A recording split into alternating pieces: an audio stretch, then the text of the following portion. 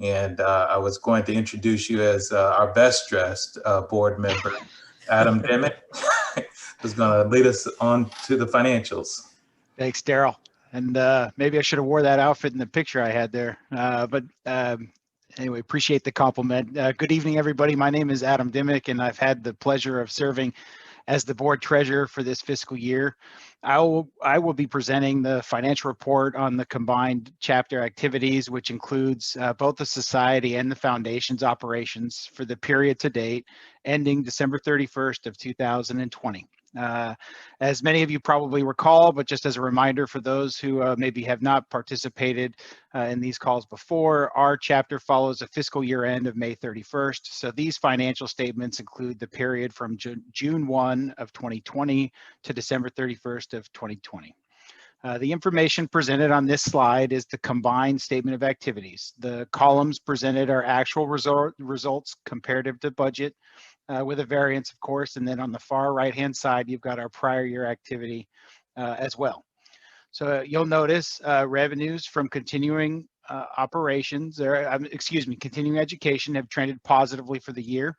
As a reminder, continuing education revenues are shown net of related expenses. So as a result of the pandemic, most educational events were transitioned to an online format, and that saved quite a bit of money for the chapter, as the related expenses of hosting and managing the events had gone away. The largest pickup from budgeted amounts were related to the financial reporting conference, our CPE by the Sea, and our energy conference. One row down, you've got our membership dues. Membership dues also are trending better than budgeted. As a function of the pandemic, we had given our budget a bit of a haircut, which resulted in better results on the actual basis than what we had expected. But if you're looking and comparing year over year from last year to this year, you can see that we are still trending downward, as Brad mentioned a moment ago. And then lastly, other revenues is lower than budgeted, primarily related to fewer sponsorship dollars than we had projected when we were putting together the budget.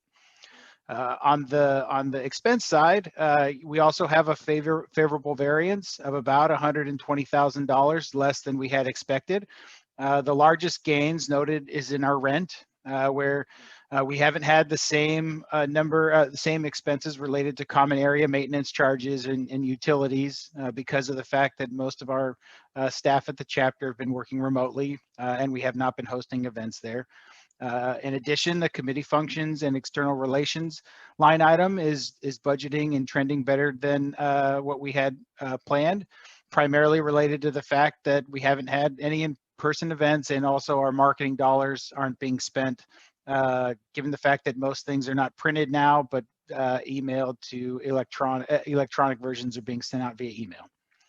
And then lastly, other expenses are also lower than budgeted. That primarily is related to just less travel expenses for our chapter staff, for statewide meetings and conferences, and just general cost savings associated with supplies and office materials, given the remote environment that we find ourselves in. So ultimately, we had budgeted a loss from operations of just under $200,000. For the period to date, but actual results show that our loss from operations through December 31st are just over $15,000. On this page, on this slide, you can see that the information is just rolled forward from the prior page. We're still talking about the statement of activities. You've got your depreciation there, and then our unrestricted investment income. Just as a point of mentioning, when we're doing our budgeting, we do not budget any of the unrestricted gains or losses associated with our investments. So as a result of the positive fourth quarter, from an investment perspective, we had quite a bit of a pickup, which led to us doing quite well. So net income from unrestricted resources was just under $140,000 positive. The next subset there is the changes in restricted net assets. As you can see, it's primarily made up of contributions, investments, and grants. Our contributions were slightly below budget, and we also gave out less in grants this year than we had originally budgeted. And then again, the positive performance in our investments has equated to better results, actual results, than what we had budgeted. So there at the bottom, you can see the combined net income from operations was about $458,000 positive. So our investments have really helped us going into the fourth quarter of the year. So on this this slide, you've got the statement, the combined statement of financial position, which is effectively our balance sheet. Total assets were just over $4.2 million. I did want to point out, if you're looking at this slide for the first time or hadn't seen it in the past, we put the prior year information on the left-hand side and the current year information on the right-hand side, then the change year over year. The biggest change from last year to this year was primarily related to the results of our investments, which is driving higher assets than year over year. Our liability section is actually trending lower, which is primarily related to timing for expenses and charges and things of that nature. But there also is some other things there related to just amortization of costs like deferred revenue and upcoming events. And then rounding out this statement at the bottom, you've got our presentation of our net assets without donor restrictions, with donor restrictions, and then just the current year activity.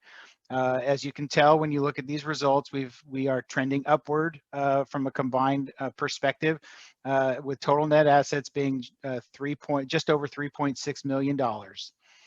So that's our statement of activities and statement of financial position through December 31st, 2020. And I'm going to turn it back over to Daryl. Thank you, Adam.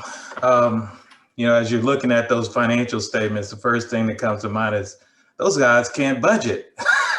but actually, it would be nice to put a COVID stamp or an election year stamp on that budget somewhere. We were very conservative in trying to make sure that we planned well for the year, and so far it's going well, and we'll kind of cross our fingers for the next few months, or actually for the future.